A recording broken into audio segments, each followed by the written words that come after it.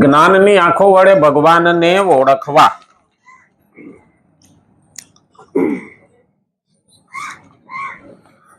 આંખ મારી ઉઘડે ત્યાં સીતારામ દેખ, ધન્ય મારું જીવન. આંખ ઉઘડે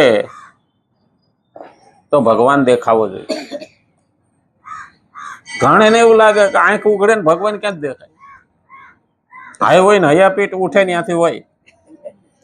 હા, પણ એક જ ક્રિયા એવી છે ભગવાન આપણામાં મૂકી છે કે પેલો વિચાર કરે ને પછી કર્મ કરે.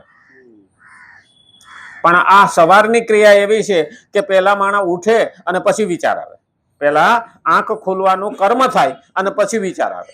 બાકી બધાની અંદર એટલે તો આપણે કઈ કરાગ્રે વસતે લક્ષ્મી, કર મૂલ્ય સરસ્વતી, કર મધ્યે ગોવિંદ, પ્રભાતે કર દર્શનમ. કર એટલે હાથ. કરાગ્રે વસતે લક્ષ્મી, હાથના આગળના ભાગમાં લક્ષ્મીનો વાસ. ઘણાને એવું લાગે હાથના આગળના ભાગમાં હા આનાથી જ રૂપિયા ગણાય ને આનાથી જ રૂપિયા કમાવે. એટલે કરાગ્રે વસતે લક્ષ્મી, કર મૂલ્ય સરસ્વતી. કાંડું હેલા વિના વિદ્યા આવે નહીં. કર મૂલ્ય સરસ્વતી, કર મધ્યે ગોવિંદ. સવારમાં ઉઠીને કર મધ્યે તો ગોવિંદ. ગોવિંદ એટલે ભગવાન. ભગવાનને અહીંયા રાખ્યા. અહીંયા શા માટે રાખ્યા? આપણને ઘણી વખત એવું લાગે હા પણ કેની પાસે વિદ્યા વધી જાય ને એને અભિમાન આવે અને જેની પાસે રૂપિયા વધી જાય ને એને અભિમાન આવે. આ બેયની લગામ છે ને ગોવિંદના હાથમાં, વૈશમાં બેઠા. અને એટલે જ કીધું સવારમાં તો કે હું તો જોઉં છું તો મને તો કે ખેતી કરતા સાલા પડ્યા તો એ દેખાય. હાથ જોઉં ઘણાને એવું લાગે પણ હાથ 84 લાખ યોનિની અંદર માણસને એકને જ આપ્યા છે. આ હાથ છે ને એ માણસ સિવાય કોઈને નથી આપ્યા. ચિંપાંજીને હાથ જેવું છે પણ એ હાથ તરીકે ઉપયોગ કરતો નથી કારણ કે એના આમ ભેગું ન થાય એટલે એ લખી શકે નહીં. માણસ સિવાય હાથની કોઈ ને સગવડ આપી જ નથી. તો ભગવાને આ મોટામાં મોટી ભેટ આપી હાથની.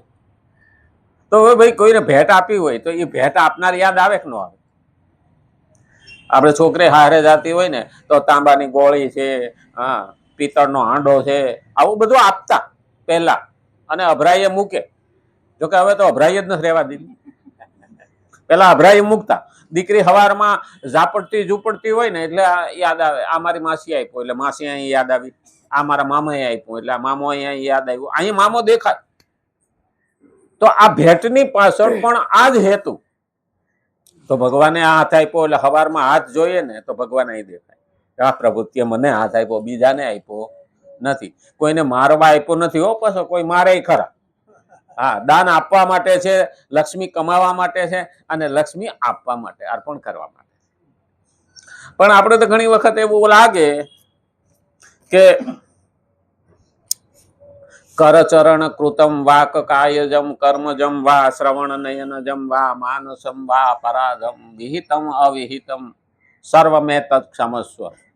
જય જય કરુણાબ્ધે મહાદેવ શંભુ. આપણે બોલીએ હમણાં કૃષ્ણાય વાસુદેવાય હરિ પરમાત્મા. હે કૃષ્ણ, હે વાસુદેવ, હે પરમાત્મા, હું તમને નમન એટલા માટે કરું છું. કરચરણ કૃતમ. કર એટલે હાથ, ચરણ એટલે પગ. હાથથી થાય પાપ, ચરણથી એટલે પગથી પાપ થાય. આપણને ખબર નથી કેટલા જીવ આપણા પગ નીચે કચડાઈ જતા હોય. કર ચરણ કૃતમ વાક કાયજમ. વાણીથી કાયાથી પણ પાપ થાય. કર્મ જમવા એવા કામ કરીએ તો પણ પાપ થાય.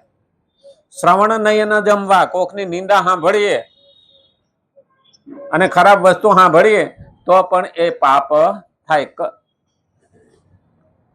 તો માનસમ વા મનથી પણ પાપ થાય. કોકનું ખરાબ વિચારીએ તો.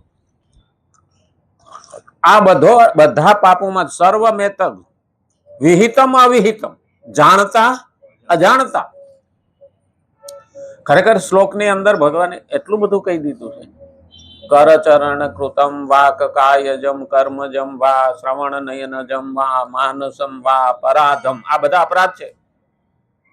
હા, અને એટલે જ કીધું વિહિતમ અવિહિતમ, જાણતા અજાણતા સર્વમે તત્ ક્ષમસ્વ. હે પ્રભુ, હું તારે ખોળે શું છું, પણ આ પાપોમાંથી મને તું મુક્ત કર, ક્ષમા કર. હે મહાદેવ શંભો. ખરેખર આપણે આ બધા જ વિચારો કરીએ ને તો ખબર પડે. પણ કર્મયોગી માટે એવું હોતું નથી. કર્મયોગી પહોંચેલો છે તો કઈ સ્વાર્થ વિના, મારે કઈ જરૂર નથી અને મારા ભગવાન માટે મારે કર્મ કરવાનું છે, કર્મ યોગ છે. તો અહીં ભગવાને શ્રીમદ ભગવદ ગીતા 3 અધ્યાય 18મો શ્લોક આપણે ગઈકાલે પારાયણ કર્યું. એમાં કીધું છે તે કર્મયોગથી સિદ્ધ થયેલા મહાપુરુષનું, કર્મયોગથી સિદ્ધ થયેલા મહાપુરુષનું એનું કે છે આ સંસારમાં ન તો કર્મ કરવાથી કશું પ્રયોજન રહે છે અને ન તો કર્મ ન કરવાથી કશું પ્રયોજન રહે. આ સિદ્ધ પુરુષો છે ને, એને કરે તોય ભલે અને ન કરે તો કઈ બાકી રહેતું નથી. તો એને શું કીધું છે, તેમજ સઘળા પ્રાણીઓમાં કોઈ પણ પ્રાણી સાથે આ મહાપુરુષનો લેશ માત્ર પણ સ્વાર્થનો સંબંધ રહેતો નથી. કર્મયોગીનો કોઈ સ્વાર્થનો સંબંધ રહેતો નથી, બધાને પ્રેમ કરે. અને એટલે જ કીધું સામાવાળાનું ભલું કરવા માટે જ કર્મયોગી કરતો હોય, એનો સ્વાર્થ કોઈ રહેતો નથી. એ કરે તોય ભલે, ના કરે તોય ભલે, ભગવાન તો એને મળી જ ગયા છે. આપણે નરસિંહ મહેતા, ભગવાન તો એને કેટલી વખત મળ્યા, 52 વખત એના કામ કર્યા મોટા. એને ગાયું છે ને લખ્યું છે. આપણા કામ 520 વખત કર્યા છે, પણ આપણે નથી ગાતા કે નથી એને યાદ કરતા, નથી આપણે લખતા. જો એને યાદ કરીએ ને તો નરસિંહ મહેતાની જેમ ભગવાન પણ આપણે સામે દેખાય. કારણ કે ભગવાને તો એના કામ કર્યા છે. આ લાલો ફિલ્મ આવ્યું ને એમાં મને એક ભાઈ પૂછ્યું, મને કે આ જુનાગઢમાં જ કેમ ઉતાર્યું? હું કીધું નરસિંહ મહેતા 52 કામ કર્યા, 53 હું આનું કામ કર્યું. એ લાલામાં એ જ બતાવ્યું છે. પણ તારી દાનત ખોરા ટોપરા જેવી હોય તો ભગવાન કહે હું હોયો જાઉં. બોલો ચોરી કરવા જાય તો એને કીધું તો હવે તારી જાળી પણ બંધ થઈ જાય ને તું એમાંથી નીકળી પણ નહીં શકે. તારી અંદરથી કાઢી નાય, કારણ કે ભગવાન તો અંતર્યામી છે. અને જ્યાં સમરો ત્યાં હાજર. એ 5 દાડામાં તરસ વિના મરી જતો હતો તો ભગવાને એના હાટું થઈને વરસાદ મોકલ્યો અને રાતે ખવડાવ્યું ખરું. એ તો કે હું સપનામાં ખાઈ ગયો. અલા સપનામાં ખાઈ ગયો નથી, આ દાઢીએ બધું જોઈતું છે એમ થોડું કહેતું હોય. પેટ ભરાઈ ગયું, ભગવાન ખવડાવે. ભગવાન ભૂખો ઉઠાડે છે, પણ માણસ મહેનત કરે ને તો કોઈ ભૂખો સુવડાવતો નથી. તો લક્ષ્મીજીને એવું થયું હતું, ભગવાનની આવીને શંકા થઈ. બધા શંકા કરે ન કરે, ઘરવાળી તો કરે. હા, આપણામાં એવું જ હોય. એટલે લક્ષ્મીજીને શંકા થઈ ગઈ, હા તમે કે હાથીને મણ ને કીડીને કણ આપવા વાળા છો, હું જોઈ લઉં કે હા તમે કેવું કેને આપો. હા, લક્ષ્મીજી કે કીડીને ડબલીમાં પૂરી દીધી, ડબલીમાં રાખીને કે આને તમે ક્યારે ખવડાવો હું જો. એમ કહો છો ને કે હાથીને મણ ને કીડીને કણ આપું. હા, બીજા દિવસે ડબલી ખોલી તો કીડી મોઢામાં ચોખાનો દાણો લઈને ફરતી હતી કે આ ક્યાંથી આવ્યો? તો કે ઈ જ છે. એ ડબલી બંધ કરતી વખતે કપાળમાં સોટાડેલો ચોખાનો દાણો અંદર પડી ગયો તો પોતાને ખબર. ભગવાન ગમે ની રીતે આપણને ખાવાનું આપે છે. હા, પણ આપણે ત્યાં ખાવાનું હોય અને મફતનું ખાવાનું ધોળીએ ને તો ભગવાને એમ કે તન દીધા જેવું નથી, તું ભીખ માગીને જ ખા તથા તું કહી દે. એટલે પેલું યાદ રાખવાનું, લાલચમાં કોઈને ત્યાં એવું ખાવાનું ને. અમારે એક ભાઈ હતા ને, એ કોઈ આમંત્રણ હોય કે ન હોય એને ત્યાં ઉદઘાટનમાં પૂગી જાય ને આઈસ્ક્રીમ હોય ને તો એકાદો કપ તો નો જ ખાય, 7-8 કપ ખાઈ જાય. હવે આવી દાનત રાખે તો ભગવાન કેમ તથા. કારણ કે માણસે કાબુ રાખવો, અને જેટલો મન ઉપર કાબુ રહે ને એટલી લાલચ જાય. લાલચે લોકો લૂંટાય. કારણ કે માણસને શું છે લાલચ. એક વખત હું બેઠો હતો ને તો બેઠો લખતો હતો તો પેલા સાધુનો વેહ કરીને આવે ને એટલે લાંબી લાંબી દાઢી નાવડા નથી આ ભયપુરા વાળા નીકળતા. હા એ એક આવ્યો તો ત્યાં તો આઠાના હાલતા હતા. મારા ટેબલ ઉપર પડ્યા હતા. મેં કીધું આને કોણ માથાકૂટ કરે ડિસ્ટર્બ. સીતારામ. હા બહુ દાડે આવ્યા. આવો બચુ મહારાજ.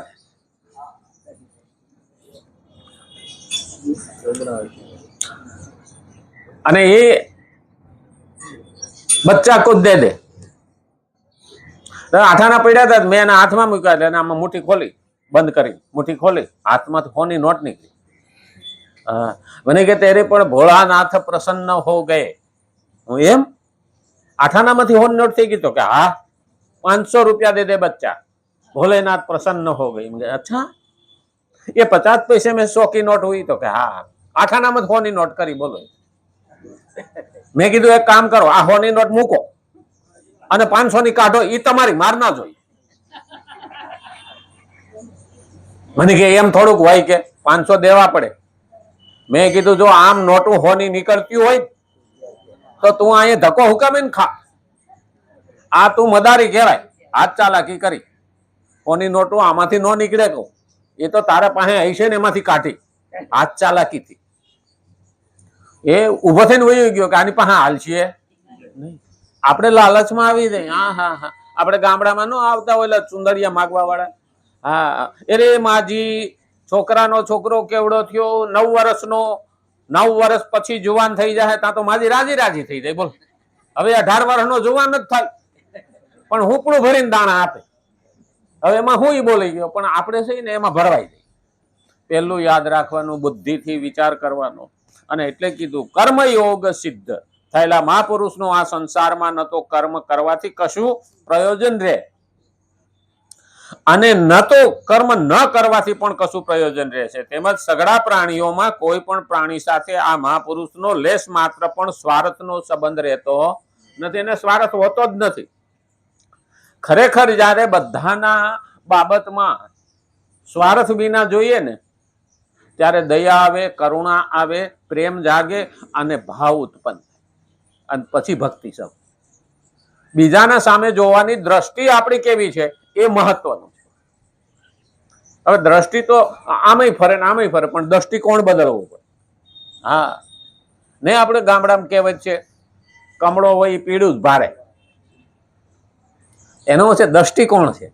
એના મગજમાં શંકાનો કીડો હોય તો એ સામાવાળાને શંકાથી જ જોવે. મહાભારતમાં એક પ્રસંગ આવે છે. કૃષ્ણ ભગવાન દુર્યોધનને કહે છે તું હસ્તિનાપુરમાંથી